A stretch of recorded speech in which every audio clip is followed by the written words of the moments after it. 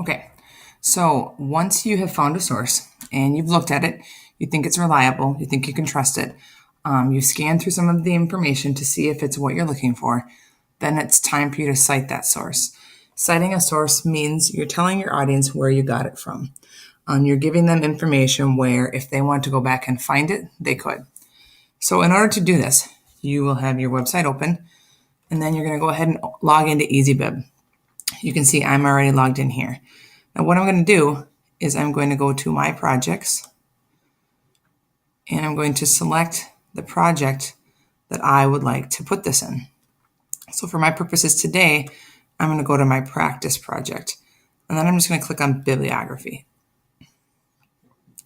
Now when you're in Easybib, you'll see that you can cite a website, a book, newspaper, journal, database, and there are 59 options. So if you don't see what you're looking for right on the top, go ahead and look at this. Over here on the left-hand side, you can see there's the most popular ones. An online film or video, a digital image, some of them that other students have used in the past. They may have an interview or a photograph. So if you don't see it right away, just make sure you keep digging. For my purposes today, I have a website, and I'm going to go ahead and I'm going to hit Manual Cite. Now, if you don't want to go back and forth between the two tabs, there is some things you can do. I'm going to go ahead and minimize my screen, grab the Easybib tab on top, and just drag it over.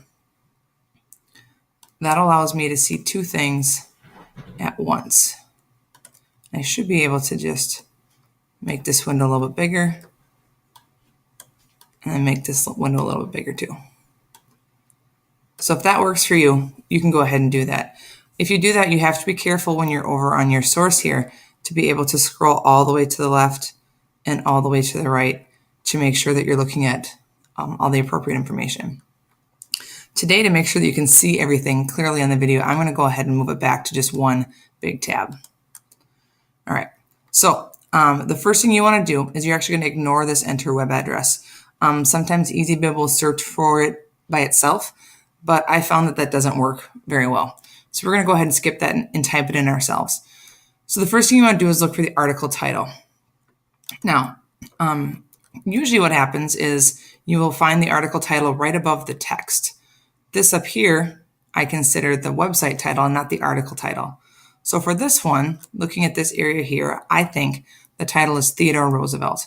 So I'm just going to go ahead and type that in.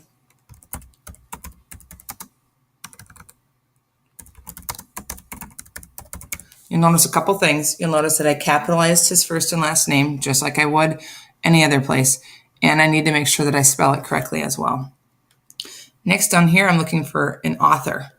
So again, as we talked in class, we're going to look for an author at the top or the bottom. So I'm looking up here in the top. I don't see a person listed. I'm going to scroll down to the bottom. And again, I don't see a person listed. So I'm just going to go ahead and leave that blank, and that's okay. Next, I'm going to go down and I see the website title. So for website title, that's what I was talking about before, where I think it's this. You'll find it more on the very, very top. So to me, I feel the title of this website is The National Parks, America's Best Idea. So I'm going to go back.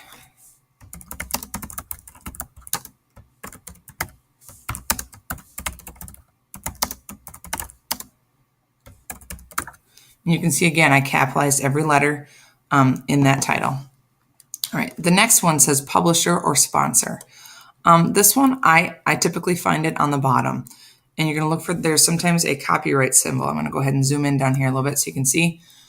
So this copyright, it says published 2009, copyright 2009, WETA. I'm not really sure what WTA stands for, so I'm going to keep looking, and it says Washington, D.C. and the National Parks Film Project. So I think for this one, I'm going to put the National Parks Film Project.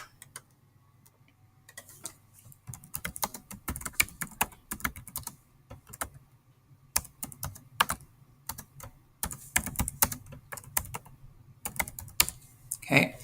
URL stands for, I don't know what it stands for, to be honest, but it's the web address. That's the same thing. So I'm just going to go up here. I'm going to click on it. I'm going to Control C. That will allow me to copy it. I'm going to copy that.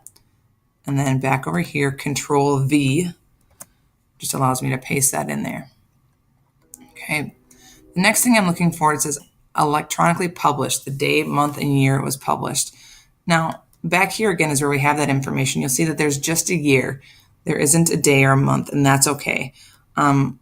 Whatever information you can find on a website, that's what you plug into your bibliography. So again, I'm going to go back here. I'm going to leave this blank, and I'm just going to put in 2009. Okay. Then the date I accessed it. Okay. Well, I accessed it this. I'm going to put in today's date, 7th of October, 2015. All right. So once I've got it all in here, everything's capitalized, everything's spelled correctly, I can just go ahead and click Create Citation. And you'll see what it creates is this citation. Okay. Now the thing with bibliographies is you'll see that there's some things like quotation marks and commas and periods and all in a certain order that things go in. The nice thing about Easybib is it does all that for you. So if you keep track of all your sources, it will be very, very easy to just download it all at once. And so when you are doing research, when you're completely done, you will be able to just export this to Google Docs. And we're not going to go over that today. We'll wait a little bit. But again, I can't stress how important it is that you're every time you find a source, you're putting it into one of those Easybib projects.